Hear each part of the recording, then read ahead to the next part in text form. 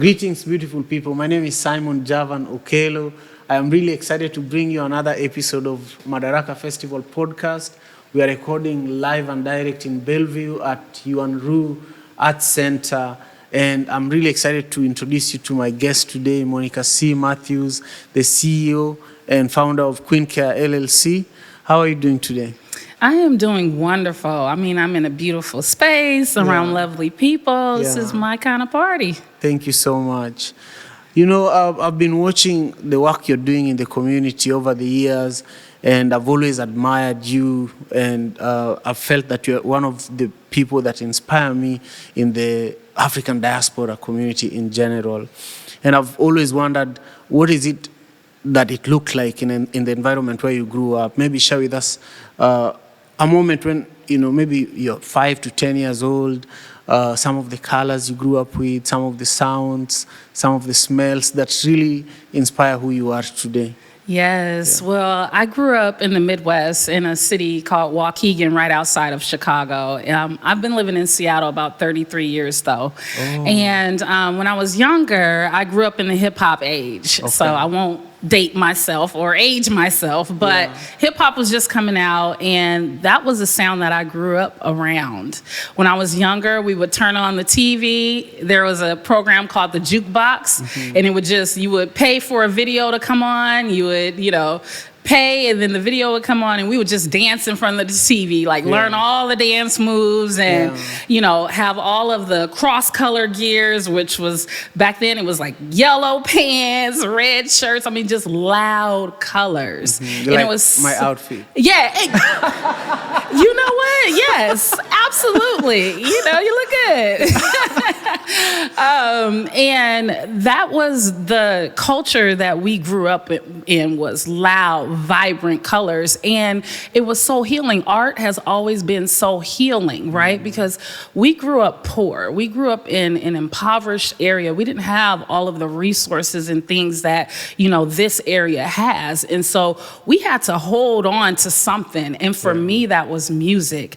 Music has been around on, when I've been on cloud nine. It was around when, I was in the dumps. I could always just turn on something to just get me going and, uplift my mood or help maintain my mood. And so I've always clung to that. I'm also a poet, which a lot of people don't know.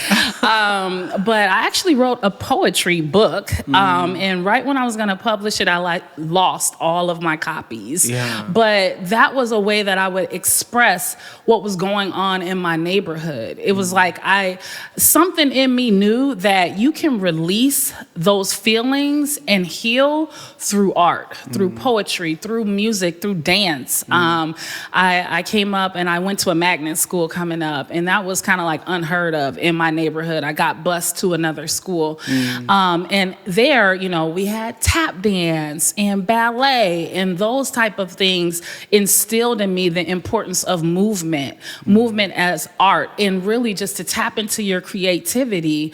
And, it's up to you what that looks like. It's about how you feel, when you are creating. And so, I've always understood that art is important. And it's so funny because full circle, all these years later, I incorporate that into my self-care company. And so it started when I was young. Wow. I love what you do with your self-care company. And I want us to go directly there because during the pandemic, I saw the effort that you put in, not only helping stabilize the community, but also helping people begin thriving. So talk to us about why you started it. Yeah. Queen Care, has kind of like this triple bottom line, right? It is a for-profit company, but it also supports the nonprofit work that I started 25 years ago in Seattle. So when I moved to Seattle, my mother moved us because I had family that had moved here from Chicago, but also because my life was heading on a trajectory that I probably would have been dead if we stayed in Chicago. A lot of people thought that I would be a statistic. I mean, I even thought that at one point. I was a teenage mother. I had a lot of challenges around self-esteem, my chocolate skin, fitting in, being a girl. Like, all of those things were very heavy issues. And so when we moved to Seattle, I totally was one of those young people that we pray for now, like that we create programs for, you know? And, you know, just a series of unfortunate events just kept happening. And I was about 25 years old, and I got tired, and I wanted something better for my son. You know, at that point, it really wasn't even about my life. It was just that I didn't want my son to go through the same things that I went through. And so I started searching for purpose and passion, you know, like, why am I here? And I got really, really intentional about what am I supposed to be doing here in this life? And it came to me, and it was like, you know what?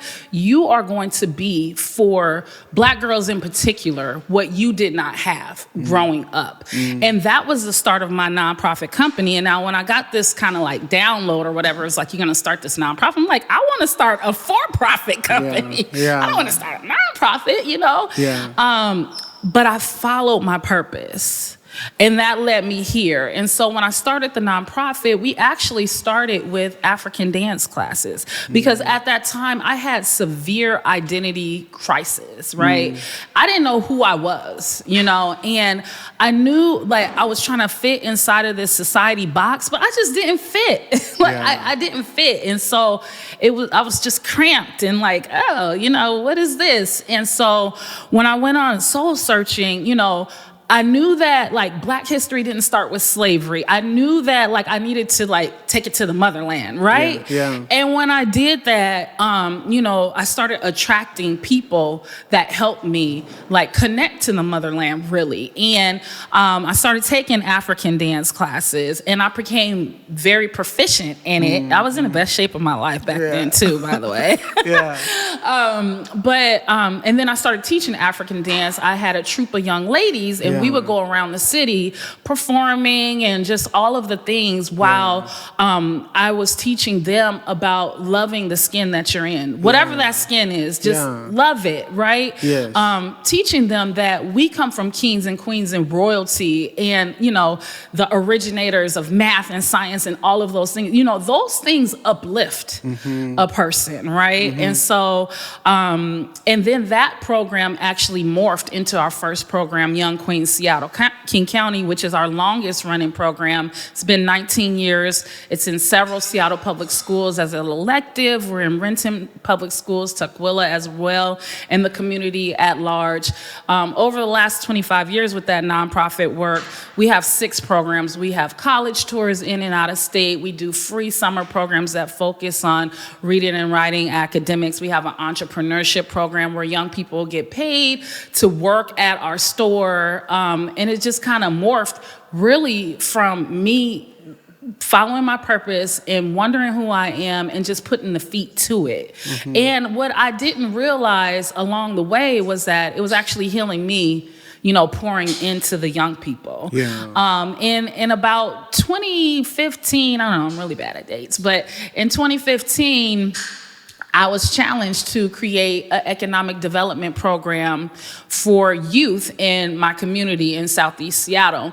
And I came up with this program, my mentor and I, where we were like, well, let's teach about entrepreneurship, because that was an issue that we were seeing in our community. A lot of young people were turning to, you know, illegal activities to earn money, not knowing that, hey, you know, you have all these skills and talents that you can tap into and make money with, you know? And so my mentor actually gifted me the recipe to 4 main products that are still our top sellers now. And we taught those young ladies how to make and sell those products at Rainier Beach High School. And it just blew up from there. Like, you know, people were like, we want this product because it is actually a high quality luxury product. But in my mind, it was about the bottom line of helping these young ladies, you know? And so that's why I say it's a triple bottom line, because I was healing, young people were getting what they need, and we were making money.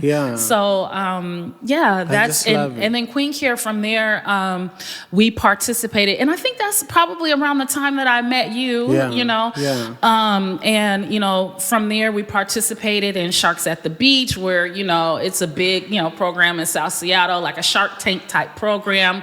We won first place, and there were judges there, 2 multimillionaire judges who took an interest to my company from that opportunity.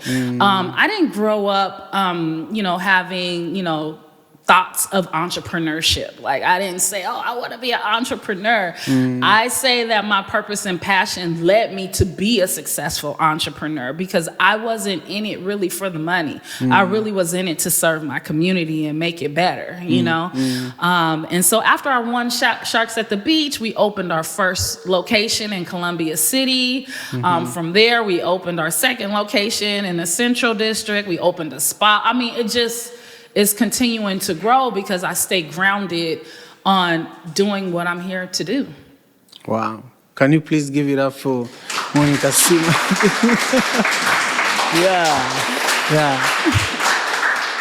Yeah, congratulations. Thank you. Congratulations. So now, let's say a group of girls in Kenya are listening to our conversation today. They can't access these resources. What words can you use to encourage them to continue pushing the way you've been pushing? You know, first of all, let me say that I love Kenya. And I don't know why I didn't realize that you were from Kenya. I've been there twice. I want to say hi to Joe. I still have connections there in Kenya. And what I would say is that make the most of whatever hand that you're dealt. You know, make the most of whatever opportunity is in front of you. You know, sometimes we always look at our situation in particular as bleak sometimes. Like, oh, I wish I had more. I wish I had this or that. But we're missing the opportunity of what you do have. And see, when you shift your thoughts to, you know, the glass half full type thing, it's just a positive energy that lives around that. And then it just brings more to you. You just don't know where your opportunity is going to come from. You just don't know where your blessing is going to come from. So I would just say, make the most of wherever you're at, you know, whatever you have. Even if it's little or if it's a lot. Yeah, I love that. Let's talk about Madaraka Festival. When did you first hear about Madaraka Festival, and what are your perspectives about us doing it at Pier 62 on August 30th? Okay, first of all, I want to give you your flowers, because when I met you, it was at Simon's Cafe Avo, and I don't think you had started the festival yet. I think you were just talking about it at those dinners that were happening like weekly. And I watch people, you know, just like people watch me, you know, and over the years, Simon, I watched you grow the Madaraka Festival into something so beautiful, and I respect that. And that's why I'm here today, really, because we're in alignment with that. And I watched you work so hard to bring that to our community and really just like bridge the gap culturally. And I think that's really important. Like, our tagline to Queen Care is to indulge, engage, and uplift. We want people to indulge in self-care practices that really support optimal health, because we know that, like, the better I feel about myself, the better I'm going to treat you, and vice versa. But if we're like stressed out to the core, like, you know, I'm going to step on your toes a lot, right? And so we, you know, provide all of those self-care opportunities. But the second part of our tagline is to engage, and not just engage with those that I know or I'm comfortable with. We engage across differences intentionally, because there's so much that we can learn from each other's culture, each other's belief systems, you know, things that can enhance our lives and make it better, right? And then the last part of our tagline is to uplift those who are most vulnerable amongst us, and that represents our work in the community. So the Madaraka Festival really is is in alignment with all of those things. You have art, the healing part of it, and art is a part of, like, I participate in artistic means for my self-care. Right? So I'm all in with that. The positive vibes, the whole thing, the beautiful Pier 62. Let's just talk about that right there. Like, it's newly remodeled down there. I mean, you know, it's just top tier and top notch. And it really is what you deserve. Thank you. It's what you deserve. You've been working this long. Like, it's not like you just popped up and just started doing this. Like, there were times where you didn't have funding. There was time where it was just a thought, right? It took a lot of hard work for that. And so I'm really excited to come down to the Pier and just really, like, you know, bask kind of like in your sun rays with the Madaraka Festival and really enjoy some, you know, good bands, good artists, and, you know, good vibes. Wow, I feel great. Good. After everything you just said.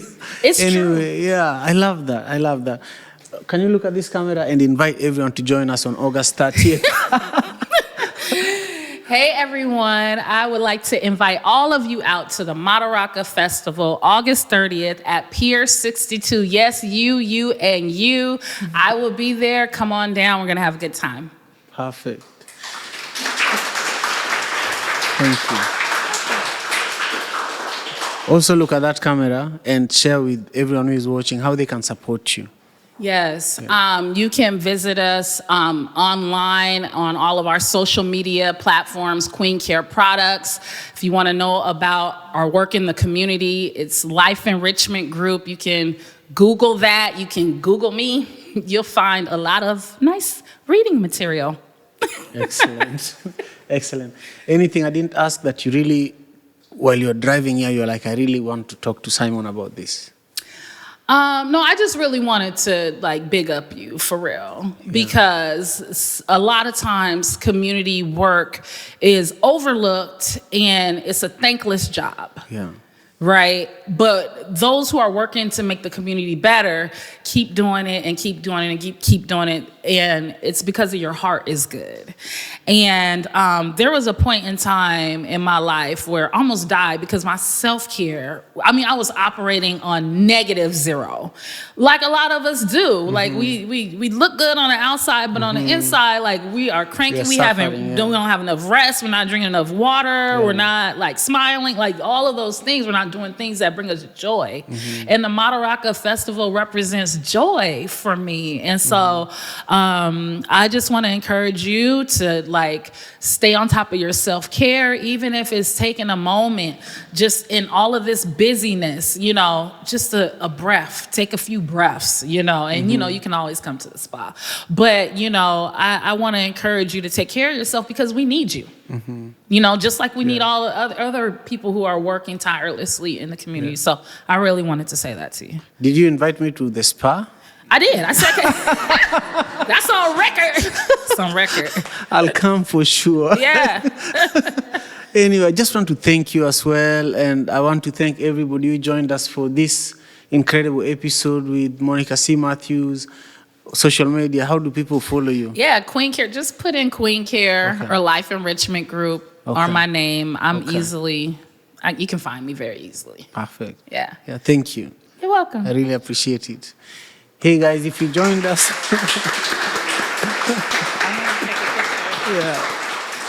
make sure you subscribe, leave your comments down below, and push the bell button. Peace.